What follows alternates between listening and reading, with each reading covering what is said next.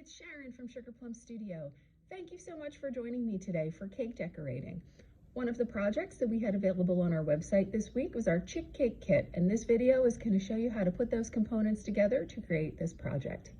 Now, before we get started, we want to make sure that we have nice, clean hands.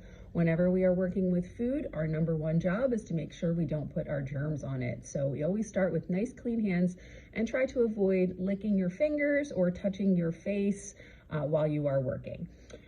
We need to gather a couple things before we get started. First, you're going to need something to spread your icing. Now, I'm going to be using an offset spatula because that's what I have here at the studio. If you do not have an offset spatula, that's perfectly fine. You can use a butter knife or even the back of a spoon to spread your icing. I like to have a kitchen towel nearby while I'm working so that I can keep my hands nice and clean in case I get any icing on my fingers, reduce the temptation to lick your fingers while you're working. I'm also going to be using a decorator's turntable. Again, just because I have one at the studio. Turntable is not required to decorate a cake, so if you don't have one, don't worry about that. You can ice your cake right on your table or countertop. All right, so we're going to get started by icing our cake. So I've opened up my container of buttercream, and the first thing I want to do is give that a nice stir. I'm going to stir it up with my spatula or your knife or your spoon, whatever it is that you're using to decorate your cake, and just make sure that it's nice and soft and creamy. That's going to make it easy to put onto the cake. Now, when you're doing a single layer cake like this one, where you start is not really critical. If you want to start on the top of your cake, that's fine. If you want to start on the side of your cakes, that's fine too. I personally like to ice the sides of my cake first. That's just how I like to do it. I'm going to take my spatula, I'm going to hold it upside down as I scoop the icing out of my container, because the bottom of my spatula is the part that does the work. So that's where I want my icing. So I'm going to start to apply my icing to the sides of my cake just by scooping my icing and kind of smooshing it against the sides, just so that I know it is adhering to the side of the cake. Now, there are two stages to decorating a cake. The first stage is getting the icing on. The second stage is making it smooth and pretty. So we're not really worried about making it smooth and pretty right now. Your first goal is always coverage, just to cover every bit of the cake with icing, and then we can smooth it out and make it pretty, or put intentional texture in it. Since we are making an animal, it's always fine to leave some texture in your icing when you're doing an animal or any kind of whimsical creature. It just kind of adds some, dimension and interesting texture to your cake. Now, if you happen to get some crumbs in your icing, don't worry about it. Cakes that have crumb in their icing are just as beautiful and just as delicious as cakes that don't have crumb in their icing. It takes a long time and a lot of practice to get really good at cake decorating to where you don't have crumbs in your icing. So if this is one of your first cakes, you probably are going to have some crumbs, and that's okay.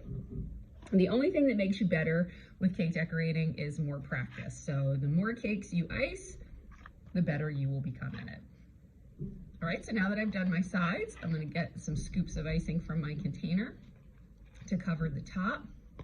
You always want to start out with a lot of icing. The answer to almost every cake decorating problem is use more icing. You can always take some off in the smoothing process, but you'll get fewer crumbs in your icing the less that your spatula or knife or spoon touch the cake itself. If you keep a nice layer of icing between your utensil and your cake, you'll see fewer crumbs.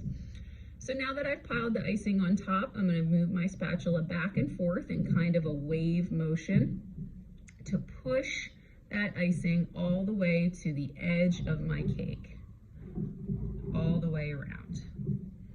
Again, the goal here is coverage. We're not worried about smooth and pretty yet. My goal is just to get all of my cake covered, and I'm using the whole blade of my spatula to push that icing around so that I get as much coverage as I possibly can.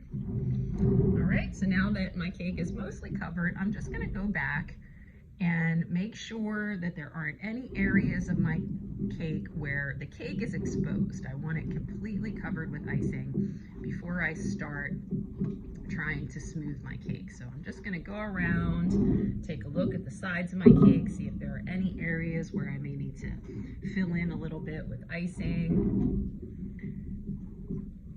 so that I know it's all covered.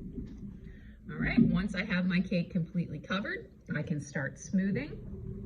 So I'm just gonna glide my spatula over the surface of the cake on the sides, and then I'll glide my spatula over the surface of the cake on the top. Again, because I know I'm making an animal, I'm not worried about it being perfectly smooth, because, you know, our little chick has little feathers and there's going to be some texture. As a matter of fact, I might go in with my spatula and just make some additional texture on my cake.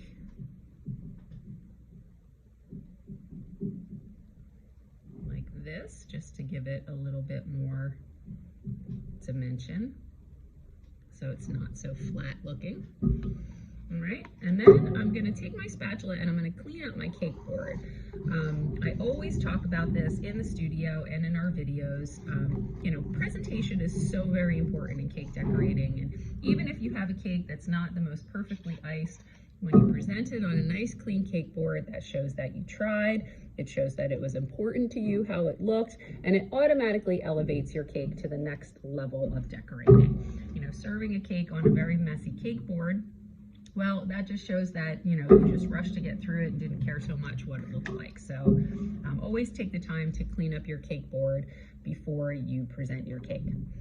All right, so I have my cake iced, so now I'm gonna put together the face on the chick. So I have my little cup of fondant components.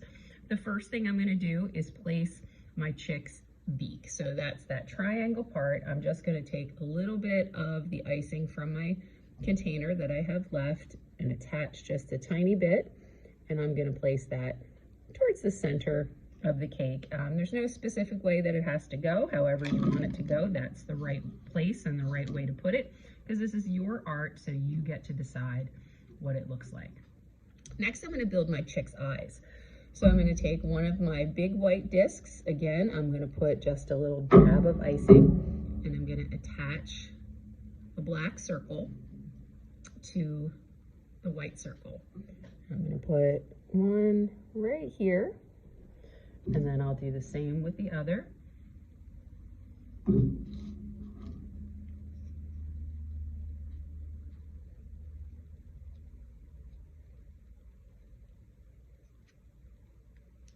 This one doesn't want to come off of my finger because I have a little bit of icing on my finger.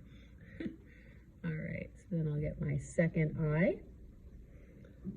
All right, so then I'm going to attach my little wings right here on the sides of the cake.